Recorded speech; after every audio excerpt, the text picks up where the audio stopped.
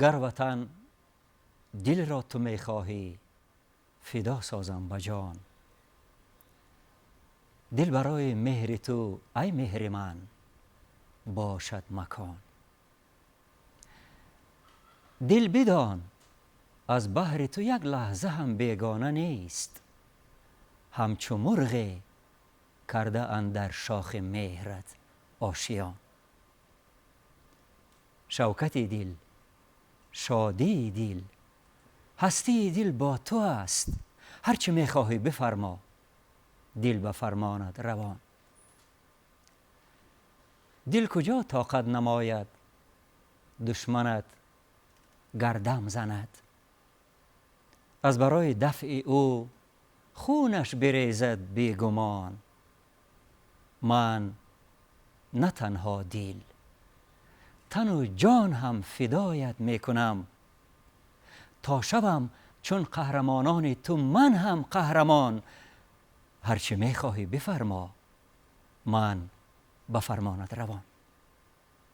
بغل مهربان نثارت بیننده عزیز و گرامی، مخلصی برنامه نوبتی شهرریز، شکر به حد که به دیدار هم میرسیم در این برنامه نوبتی که برایت اولا از آثار بسیار والای شاعر شهیر و دوستدار این وطن و این ملت نقیب خان طغرل احراری قصه می کند و بعدا از حافظ ناتکرار برایت غزل می خواند و همه این غزل ها را برایتان هنرمند بسیار شناخته، هنرمند سرسپرده راه فرهنگ و صنعت و دوستدار معنی، کارمند فیلارمون دولتی تاجیکستان به نام استاد اکا شریف جوریف کریم نظر.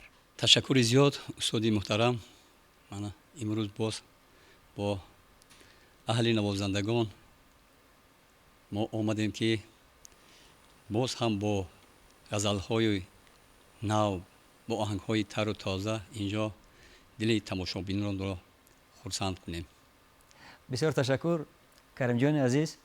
بیننده عزیز باید خاطر رسان کرد که کریم نظر از زمره همان هنرمندان است که در چندین برنامه ما شرکت کرده خاطر شما را شاد گردانده است، باغ دلتان را تراوت داده است و هر باره که این هنرمند در اکران‌های تلویزیون شما پیدا می شود حتما شما را یک فرح فرا می گیرد و غزل اولینی که حاضر تقدیمتان می گردد اثبات گفته های من است.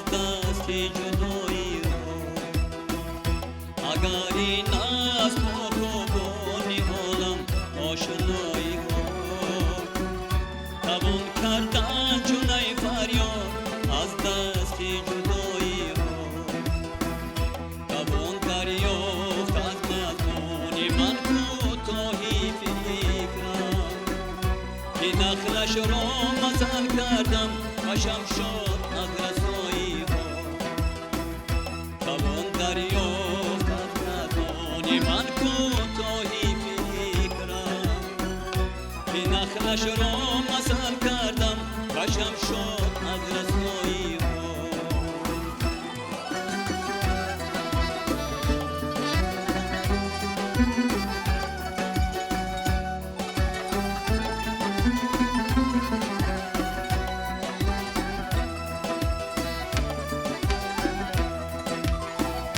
بروی خیش تو کردی تو چارایی نه حیرانم که جمهر را نمیده بد جلو از خود نمایی ها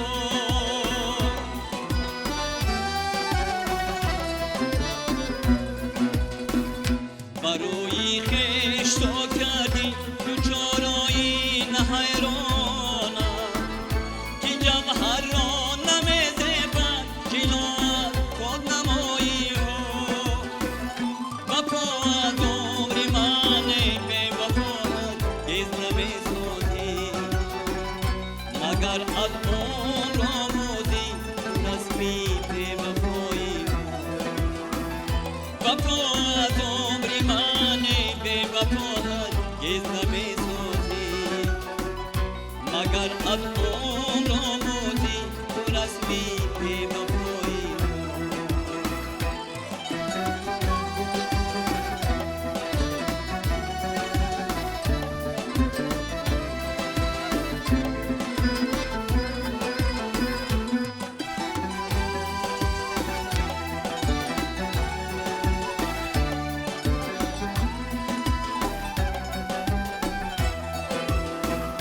وفا کارم با دوری پنجه گفتار اغیارم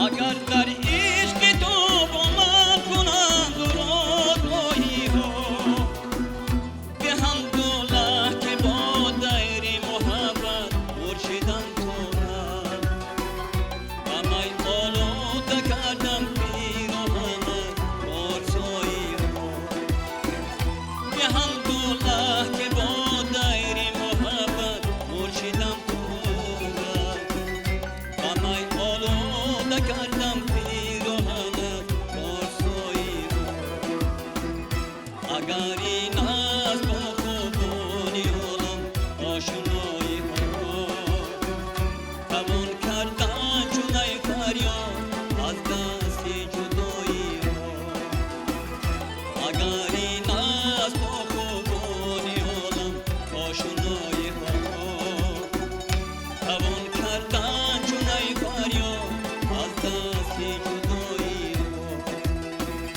توان کردن چون ای فریاد از دست جدایی ها توان کردن چون ای فریاد از دست جدایی ها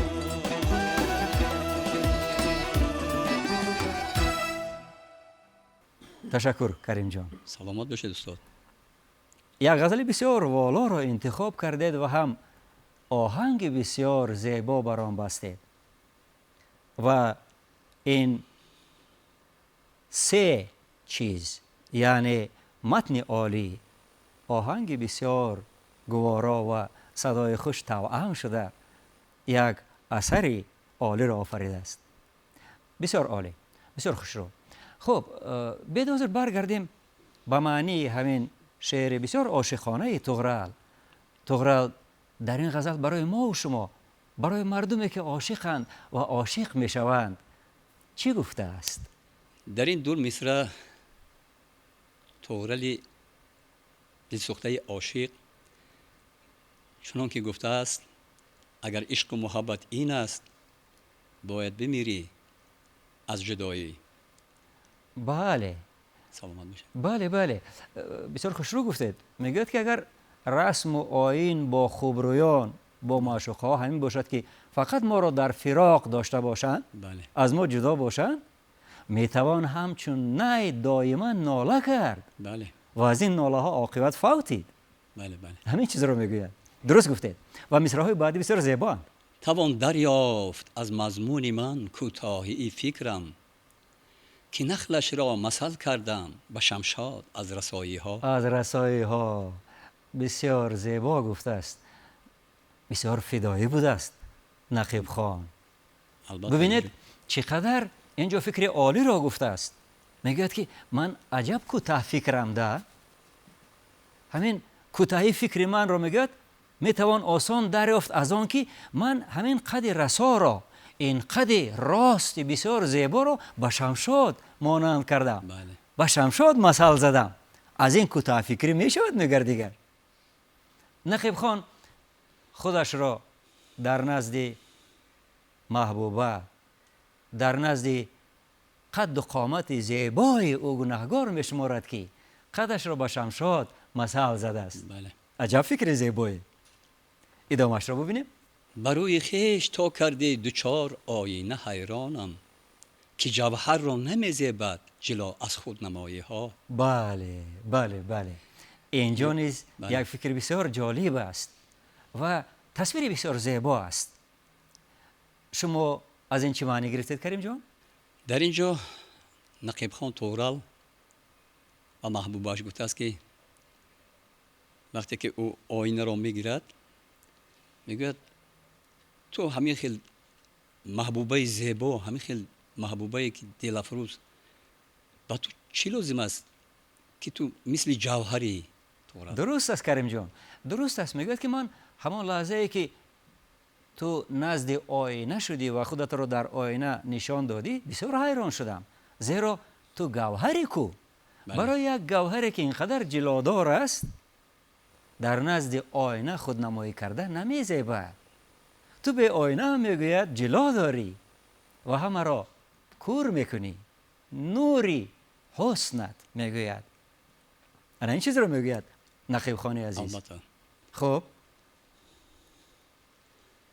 وفا از عمر من ای بی وفا هرگز نمی سازی، مگر از عمر آموزی تو رسمی بی وفایی ها. تشکر.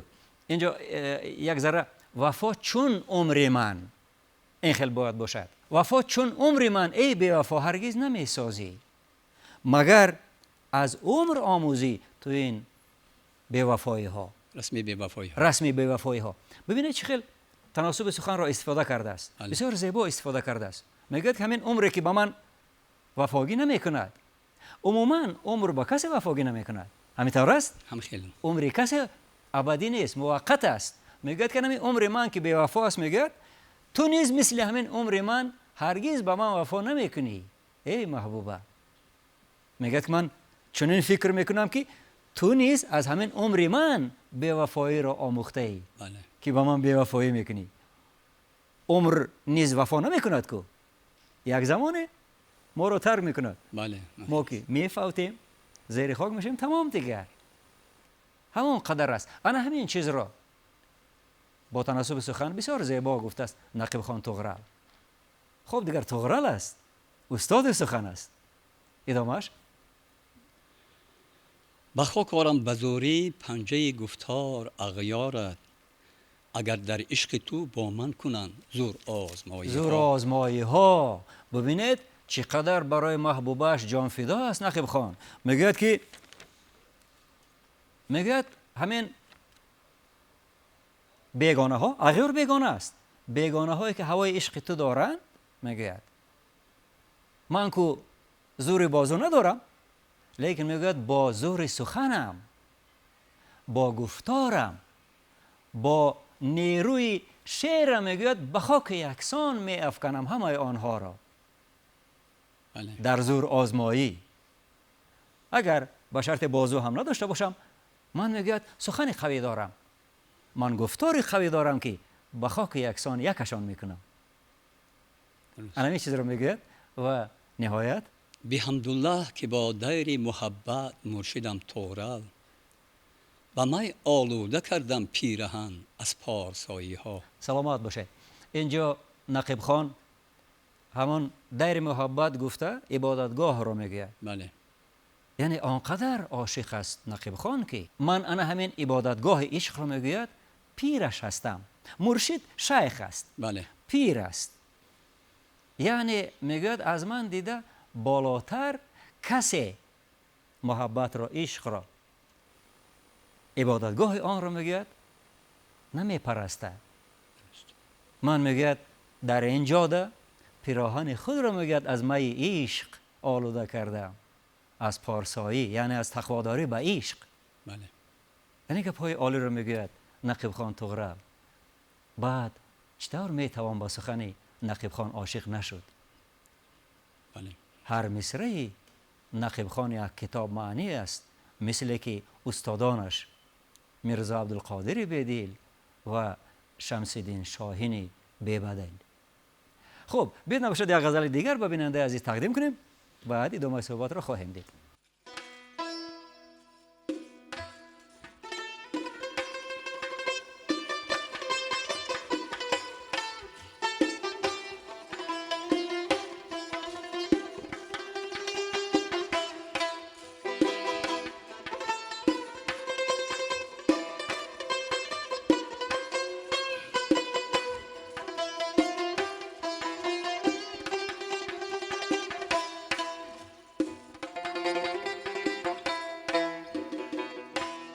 فرصت عهد جهان از صبح هستی یک دم است.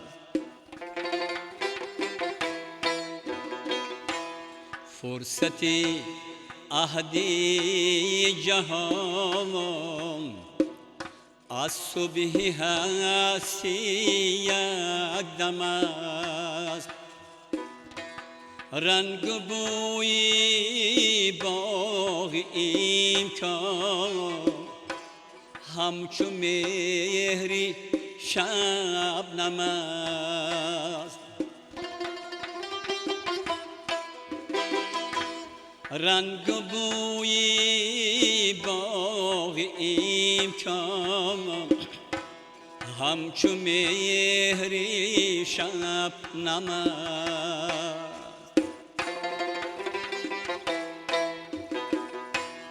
گرچه گل در باغ از باغ دی خزان تاراج شد، در بری بلبل نگره اکنون لباسی ماتم است.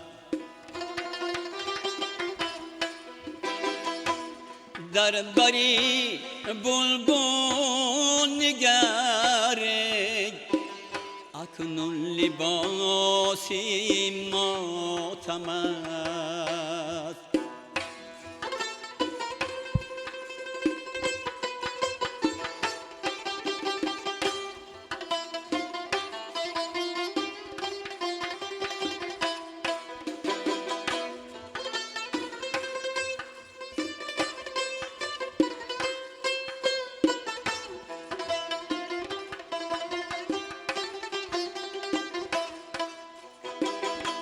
من شهیدی ابرویم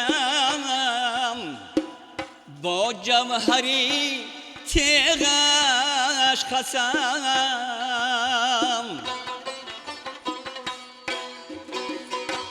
من شهیدی ابرویم با جوهری تیغش خسم. سرخطی بختم نگونه چون نام اندر خاتم است. سرخطی بختم نگونه چون نام اندر خاتم است.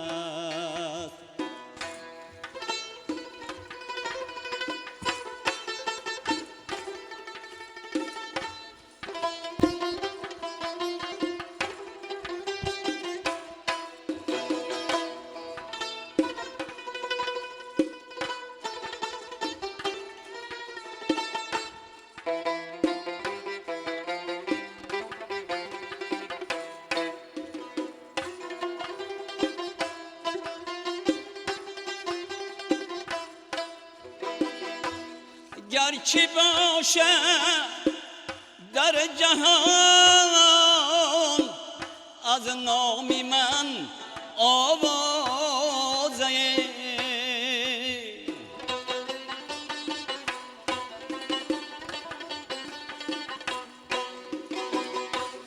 گرچه باشد در جهان از نام من آوازه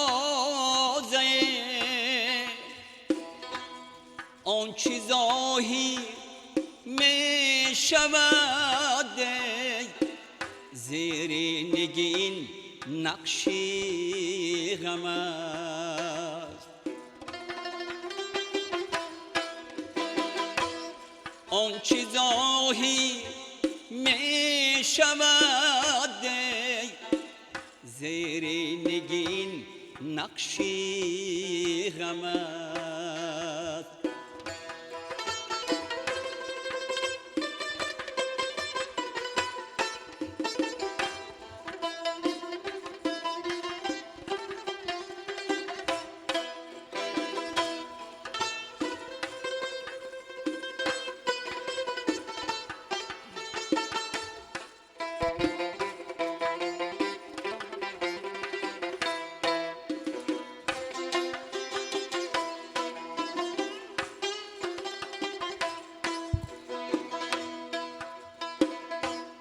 بگذرد ای نوجوان مردان ز سودای هوس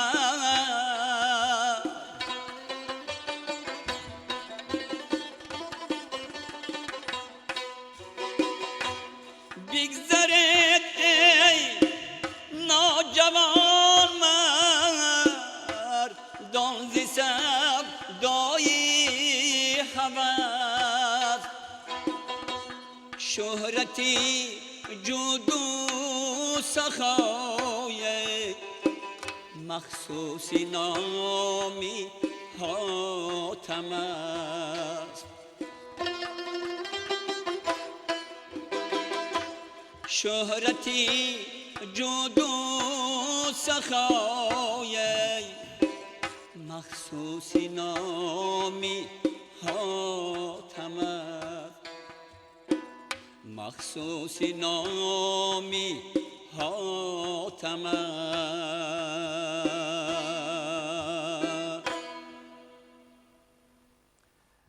زنده باشد کریم جان. سلامت باشید استاد. من حس کردم که چرا شما با یک تار و یک دف این غزل را زمزمه کردید؟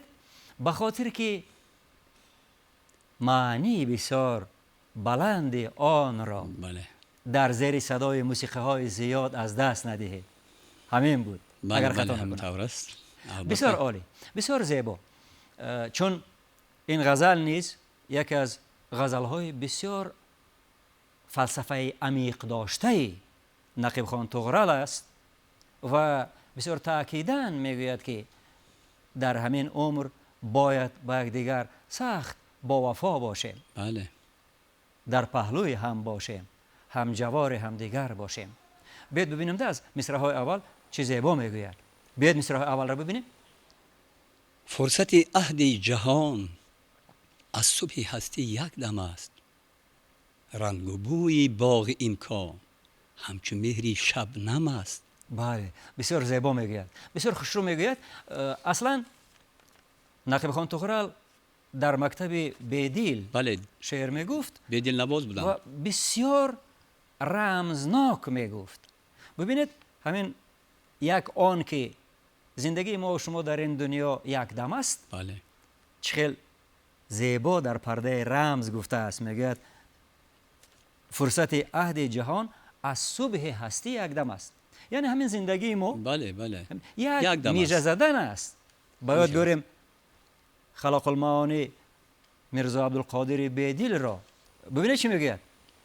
یک قدم راه است بیدیل از تو تا دامان خاک، در سر میجگان چو اشک ایستاده ای هوشیار باش. بله، آره بله. همین چیز است. همانا بله در بله. جا. بله و نقیب خان همین معنی را در این غزل پرده درج کرده است. راز بسیار زیبا گفته است، با رمز بسیار زیبا گفته است و میگوید همین رنگ و بوی باغ امکان همچون مهر شبنم است. بله. اگر ببینید شبنم وقتی که بالای گل میریزد، او رو حتی دیده هم نمیتوانید. اگر دیدم توانید کریم جان، یک لحظه تا برآمدن آفتاب است. بله بله. آفتاب که برآمد بوغ می شود، بله، می همین رود، است. دیگر نمییابیدش. انا برای هم میگوید که عمر رنگ انسان و هم بوی باغ امکان چی گفتن دیگه؟ حیات انسان هم همین بله. طور است آخر که یک دمی است. او سلامت باشید، یک نفسی هست، گویم هم خطا نمیکنیم. زنده باشید. امکانی هستی میگد، امکانی بله. زیستن میگد، انا همون مهر است از شبنم که نسبت ما و شما یک لحظه حق میدهد. تمام، از این بیش نمیشود میگه. و در ادامهش بسیار خوش میگوید برگ گل میگوید گرچه گل در باغ از باد خزان تارا شد، در بری بلبل نگر اکنون لباسی ماتم است. گرچه گل در باغ از باد، آخه گل هم یک چی گویم، یک بهار دارد، یک بله همین گل که همون دوره خزان آمد الکی او هم خزان می شود. بله. باید بله. تشبیه عمر انسان را به همین گل آورده است که مثلا زنده باشد. انسان هم مثل همین گل است. وقت و ساعت که رسید آدم پیر می شود و او مثلا گرچه گل در باغ از باد خزان تارا شد، در بر بلبل اکنون مثلا هر یک مثلا 3 سال که گذشت الکی او الکی چخیل گویم. خب خیر باد است دیگر، ناگزیر بله. با این زندگی باشد. سلام خب من باشید. یک چیز دیگر یافتم کریم جان عزیز. من در دیوان فارسیش همین مصرع را نه به شکل گرچی، به شکل برگ گل، برگ گل آمده است. برگ گل در باغ از باد خزان تارات شد. برگ گل. من گمان میکنم که نقیب خان اینجا همون محبوبه جوان را در نظر دارد که چقدر زیبا بود، مثل غنچه نو شکفته، ولی آهسته آهسته یک برگ از باغ حسنش کنده شد، به تاراج رفت. بله. یعنی عمر هر روز، هر هفته، هر ماه، هر سال از این گل زیبا یک برگش را کند. یعنی یک روزی عمر ما را برد و تاراج کرد. و بلبل کی است؟ بلبل همون عاشق است. بله. همین نقیب خان است که میگوید بعد از این میگوید ببین که عمر تو را که ربود، میگوید این بلبل ماتم گرفت. ببینید چقدر زیبا میگوید، ولی باید این معنی را آشکار کرد، پیدا کرد، دریافت و در عمق آن فنا شد. بله. بسیار معنی والا است. دوامش رو ببینید. من شهید ابرویم با جوهری تیغش قسم، سرخطی بختم نگون چون نام اندر خاتم است. همین من شهید ابرویم، همین مصرع را شما برای خودتان چگونه شرح میدید؟ برای خودتان. برای خودم گویم. بله. من اینجا فکر میکنم که من شهید ابرویم. محبوبه رو فکر میکنید شما؟ باشد. همین شما عباره تیغ ابرو را زیاد شنیده اید. بله. بسیار شنیده اید و میگوید که همون یک تیغ نگاهش، تیغ ابرویش مرا کشت میگوید. انا همین نقیب خان هم میگوید که مرا انا همون تیغ ابرویش شهید کرده است، کشت است میگوید. فهمیدید؟ انا این چیز رو میگوید، مرا کشت است میگوید و میگوید سرخط بختم میگوید نگون چون سرخطی بختم نگون چون نام اندر خاتم است. چون نام اندر خاتم است. اینجا میدونید چی رو در نظر داره؟ همون انگشتری را هر کسی که اگر با خود داشتنی باشد تا آخر عمر، بالایش نامش رو می نویسد و هنگام نوشتن وقتی که ما انگشتری رو میگیریم این خیل می نویسیم نام را، و وقتی که انگشتری رو با انگوش می اندازیم این خیل می اندازیم و این نام سرنگون چپگردان می شود. چپگردان می شود. نگون سرگشته، چپگردان است. همین چیز در نظر داره. انا میگه که اول بخت من میگه از اول انا خیلی چپگردان بود، مثل آن که نام در انگشتری در خاتم سرنگون است، یعنی چپگردان است. یعنی از اول این معشوقه مرا انا خیلی اذیت میداد، وفا نمیکرد، با عهدش نمی ایستاد و بخت من از همون اول نگون بود. انا این چیز را در این دو مصرع میگوید کریم جان نقیب خان. سلامت باشید استاد. ادامه‌اش. گرچه باشد در جهان از نام من آوازه، آنچه ظاهر می شود زیر نگی نقش غم است. نقش غم است. انا این دوام منطقی دو مصرعی بالا است. یعنی خب من براتون میگم. نقیب خان میگوید که اگر هر چیزی که از من، از نقیب خان در دنیا آوازه شده باشد، در دیار گپش رفته باشد، شهره شده باشد، میگوید این میگوید انا همون غم من است که از جدایی تو به من رسیده. میگوید از ناله های من در فراق تو، از دوری تو، از عذاب من که از دوری رخت میکشم، ان همین آوازه میگوید در جهان پهن شده است، دیگر چیزی دیگر نه. یعنی اگر تو با عشق وفا میکردی، آوازه ها دیگر خیلی میشدن. مثلا آوازه میشد که نقیب خان با محبوبش یک جا به نهایت زندگی خوش دارن. خوب داشتن. بله. زندگی دارن که پر از نشاط است. ولی میگوید متاسفانه این آوازه ها تنها از غم است، دیگر از چیز دیگر نیست. بله. من این چیز رو میگوید نقیب خان. بله. و نهایت او عاشق ناکام بود. بله. ادامه‌اش. خب بگذرید ای نوجوان مردان ز سودای هوس، شهرت جود و سخا محسوس نام حاتم است. بله. انا کن اینجا نقیب خان کدام فکر را خلاصه میکند؟ در اینجا نقیب خان تغرل به خودستایان میگوید که در اینجا خودستایی نکنید، چون که شهرت جود و سخا فقط حاتم بود. به همون خاص است. بله. مخصوص اوست. مخصوص او بود. یعنی عمق معنی چی است؟ بسیار انسان های هستند که لاف میزنند از سخاوت، از دستگشادی، و اگر همون کار را نکنند هم صدایشان بلند است. بله. اینجا باشد نقیب خان در همین عشق محبوبه همین چیز را میگوید که ناجوان مردی نکنید. هر کسی که دوست می‌دارد جار نمیزند، مثل آن که عشق آن نبود که همچو بلبل نالی، هرگاه که بمیری و ننالی عشق است. انا همین چیز رو میگوید که این دست جود و سخا، جود دست کشاده است، خیلی سخا هم سخاوت است. میگوید این با همه حاتم تای مخصوص بود که گپی نمیزد ولی خیر و سخاوت میکرد. این را ترغیب نمیکرد، نمایش نمیداد. یعنی محبوبه را مثل من باید دوست داشت، یعنی این را با معرض تماشای عام نباید گذاشت. منم که می سوزد، خون می شود این دل ولی دم نمیزنم. انا همین چیز رو میگوید. بله. غزل زیبایی بود و معنی نیز بسیار والا. خب بدز نباشد یک غزل دیگر به بیننده تقدیم کنیم. گمان میکنم که یک ذره از صحبتمون دلگیر نشده باشد.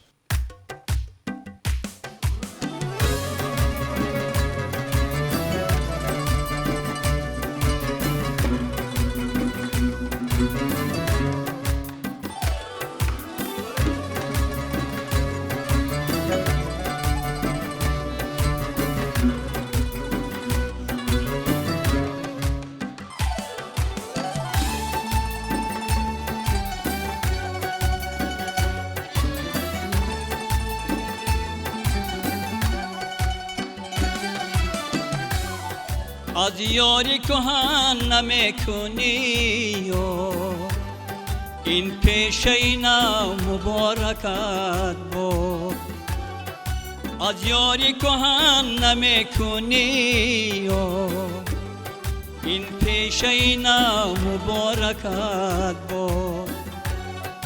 فریادی کسی نمیکنی پیشی کی کنه از تو فریاد. فریادی کسی نمیکنی گوش پیشی کی کنه از تو فریاد.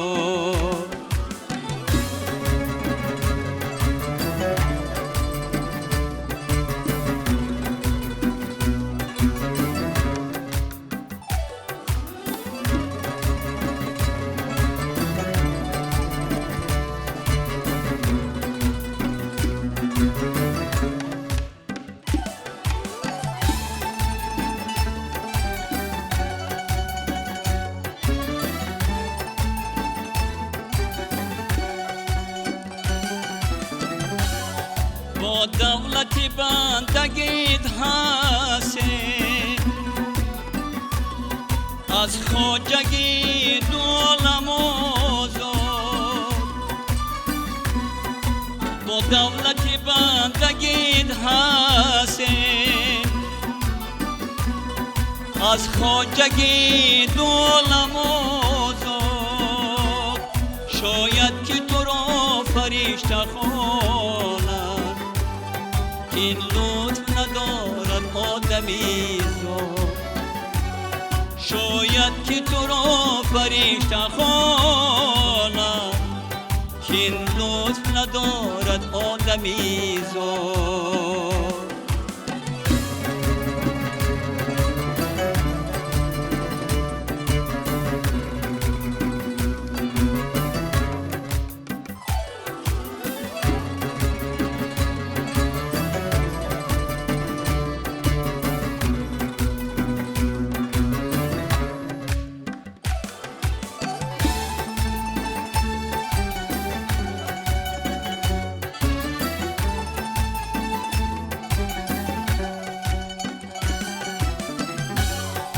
از نکهت جان فضای شیری،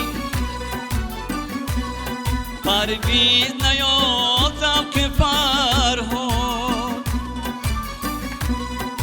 از نکهت جان فضای شیری، پرویز نیازم که فرهاد.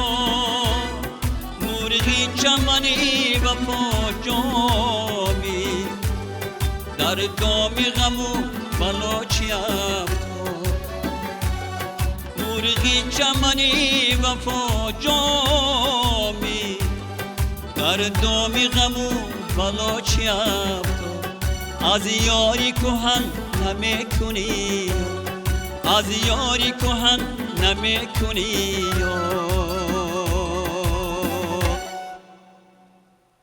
این غزل بسیار زیبا از مولانا عبدالرحمن جامی است و در رو حس می شود سبک. بله. یعنی این سبک هرات است، بسیار ساده فهم، بسیار شیرین، بسیار ملیح. و لطف سخن را ببینید، مولانا جامی داد سخن را داده است در راه عشق، در وصف عشق. بیاید ببینیم چی ساده میگوید، چی زیبا میگوید و چی صمیمی میگوید. بیاید ببینیم مصرع‌های اول. از یاری کهن نمی کنی یاد، این پیشه نو مبارکت باد. سلامت باشید. همینجا مولانا جامی دل سوخته چرا چنین گفته است؟ در اینجا گمان میکنم که محبوبش خیلی زیاد آمده است، از این رو او از جدایی ها اینجا سخن کرده است. بله این غزل رو نوشته کرده است. بله بله، در همین دو مصرع همین چیز رو میگوید. بله. میگوید که این چی شد؟ میگوید که از یار کهنت، از یار قدیمیت میگوید یاد نمیکنی، یک کسب نو گرفتگی میگوید. این باز چه کسب نو است؟ مبارکت باشد. یعنی کسب بی‌وفایی، پیشه بی‌وفایی که دیگر یاد نمیکنی، میگه مبارکت باشد. این چی گپ است؟ کنایه است برای معشوقانه. این مبارک بودی یک کنایه است، یک سرزنش ملیح است. همین چیز است. بله. ادامهش رو ببینید چه خیلی زیباست. فریاد کسی نمی کنی گوش، بله پیش کی کنیم از تو فریاد. بله، یعنی اینجا جامی گفته است که تو به سخن کسی گوش نمی اندازی، بله کسی رو گوش نمی کنی، بله پیش کی برویم؟ از بله. فریاد تو، از این جبری تو. بله چنین است. میگوید که اینقدر که فریاد میزنیم به گوش تو نمیرسد. بله. فریاد کسی را، دادوهای کسی را تو نمیشنوی و حتی گوش هم نمیکنی. پس با کی از تو داد بریم؟ با کی فریاد کنیم که این محبوبه از حد گذشت، ما را گوش نمیکند، حتی سخن ما را پسند نمیکند؟ با کی این فریاد را ببریم؟ میگوید فغان دل را با کی بگوییم؟ بله. همین چیز را میگوید. ادامهش با دولت بندگیت هستی، از خواجگی ای دو عالم آزاد. خب یعنی گفته است که در اینجا شاعر من همچون چی بگم همچون عاشق شیدا همیشه بنده عشق تو هستم. بله بله درست است و از همین رو میگوید از آن که همین دولت بسیار بزرگی بندگی از عشق تو به من بله حاصل شده است، من هم در این دنیا و هم در آن دنیا از تشویش های روزگار میگوید آزادم، بله بله دیگر غمی ندارم چون بنده عشق تویم، بله بله همین طور است. چون توی خواجه این دیل من همه چیز رو میگوید و دوامش بسیار خوشرو است. دوامش رو ببینیم. شاید که تو را فرشته خوانند که این لطف ندارد آدمیزاد. آدمیزاد میگوید مولانا جامی، میگوید که همین مردم گمان میکنم که نمیدانند که تو فرشته یا آدمی. بله. با گمانم میگوید شاید بیارزد که تو را فرشته بگوییم، چون این لطفی که تو داری خاصی آدمیزاد نیست، آدمیان ندارند، این را تنها ملائک دارد. میگوید سلامت. این لطف و ملاحتی که تو داری میگوید این را تنها ملائک دارد. اینقدر ببینید؟ زیبا، اینقدر زیبا. بله منزلت محبوبه را بله. مرتبه او را چقدر بلند برداشته است. است. بله. از نکهت جان فضای شیرین پرویز نیافت ذوق فرهاد. بله ما از اثرهای ادیبان میدونیم که بله. به شیرین غیر از فرهاد باز همون خسرو پرویز نیست، همون شاه نیست، عاشق بود. بله همه خیلی است. ولی شیرین او را نمیخواست، او ناکام بود و به همین خاطر میگوید که انا همون نکهت بسیار شیرینی، شیرین گوارای شیرین میگوید بازی سخن است. میگوید این پرویز میگوید ذوقی را که فرهاد میبرد نبرده بود، برای همین میگوید ناکام شد.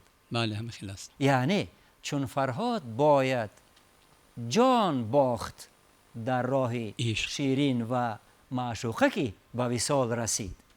ببینید فرهاد کوه را سوراخ کرد تا به وصال شیرین برسد. انا همین چیز را در نظر دارد مولانا جامی. بله. ادامهش مرغ چمن وفا جامی در دام غم و بلا چه افتاد. سلامت باشه. انا کن ببینید چی میگوید. میگوید که من میگوید انا همین چمن زیبایی را، چمن وفا را، مرغش بلبلش هستم که دائما عشق تو را می نالم، می نازم و می سرایم. ولی چرا میگوید در دام بلا افتادم؟ انا خودم از همین حیرانم. بله همه خیلی. من که میگوید از جفا دورم، بی وفا نیستم، ولی میگوید در دام بلای تو افتادم، در دام جفای تو افتادم. میگوید از چمن عشق تو.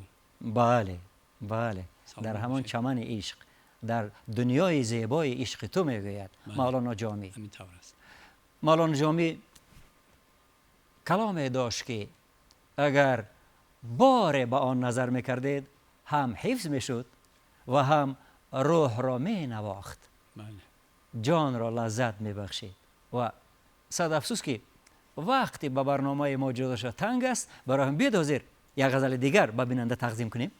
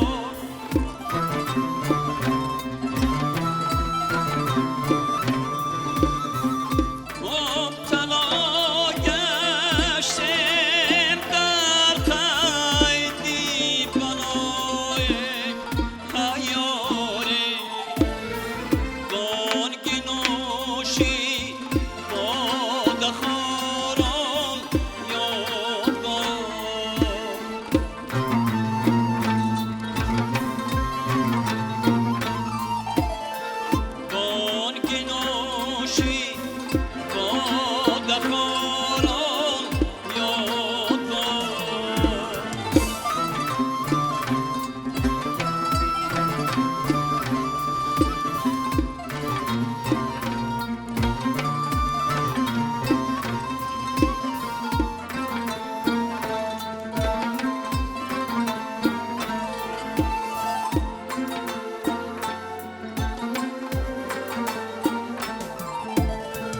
بس که یاران فارغند از یاد من،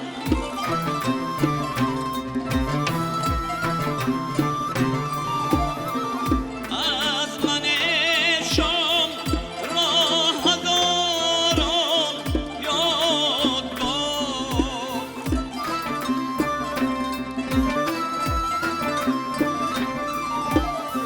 رات حافظ این زمان گفتم آنده حیاره، ای دریغ رازداران یاد باد.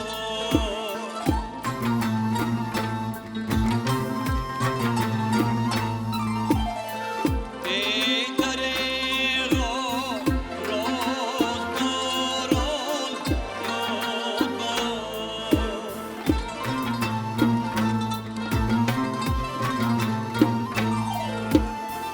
ای دریغ رازداران یاد باد.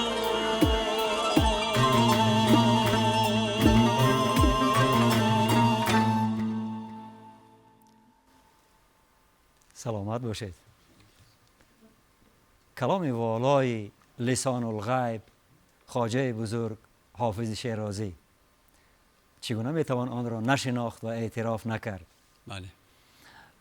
این غزل در برنامه‌های پیشین از بس که چند بار سروده شده بود و شرحش هم برای بیننده عزیز داده شده بود، با آن مفصل نمی ایستیم، فقط به بیننده خاطر رسان میکنیم که خواجه بزرگ در این غزل بعد از آن که همسر عزیز را از دست می دهد و همچنین فرزند کلانی را که در هندوستان بود، یک زمان مبتلای غم می گردد و در همین اثنای بسیار غم و اندوهش رفیقان بسیار خوبش، دوستان جانیش او را به رکناباد میبرند و چند مدت همانجا اقامت میکند و همین غم و اندوهش را میزدایند با شعر و آهنگ، سرود و موسیقی، با حضور خویش.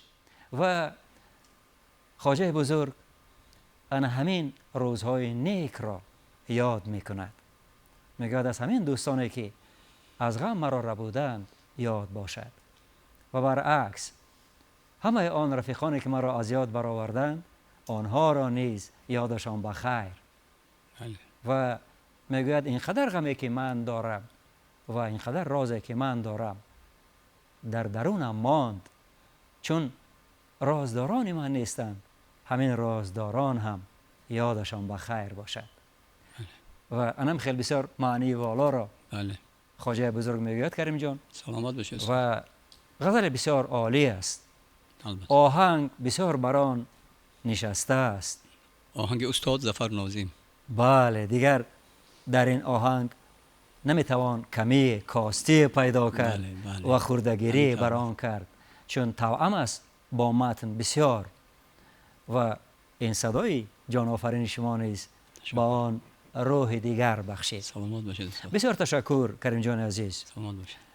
هر باره که شما در برنامه ما شرکت میکنید، هم من و هم بیننده عزیز راحت میکنند، تشکر. لذت میگیرند و برای چندین مدت دیگر نیرویشان افزوده میشود. و بدین خاطر به شما عزیز و هم به خواهران و برادران گرامی که شما را همراهی کردند، دستگیری کردند، اظهار تشکر میکنم. سلامت باشید. خوب کردید که به برنامه ما حضور کردید، صفا آوردید. دمتان گرم، روزگارتان آباد باشد. و بیننده عزیز، پیش از آن که یک سرود دیگری خیربادی کریم نظر رو برایتان تقدیم کنیم و با همین سرود به برنامه خاتمه ببخشیم، با شما نیز روزگار آباد را تمنا دارم. با شما سعادت بلندی زندگی را، با شما بخت بسیار زیبا را در این وطن زیبا تمنا دارم و این وطن را دوست دارید. در آغوش این وطن بمانید با غم و شادیتان و با غم و شادی این وطن. تا برنامه دیگر.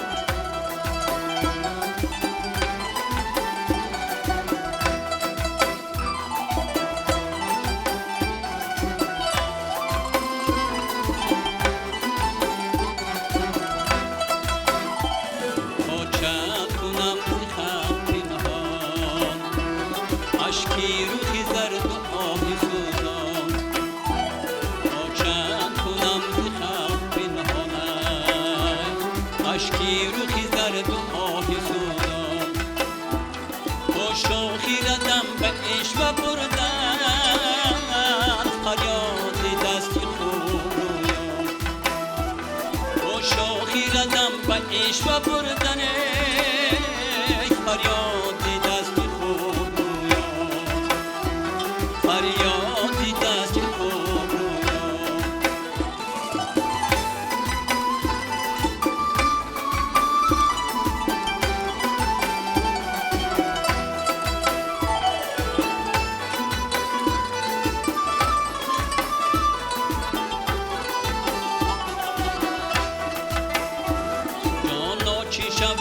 چشمی بیمارد یا بندی در من درمان،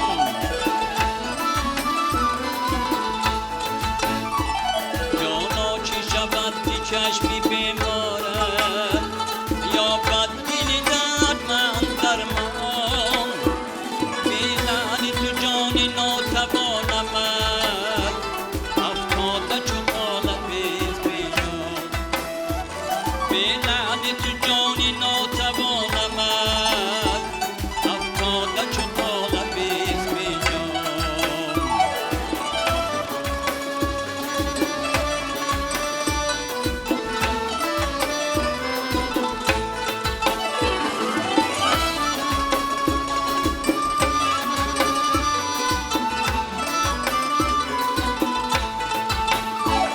گل خم شد و سبز برخاسته تا طرفی چمن شدی خیران.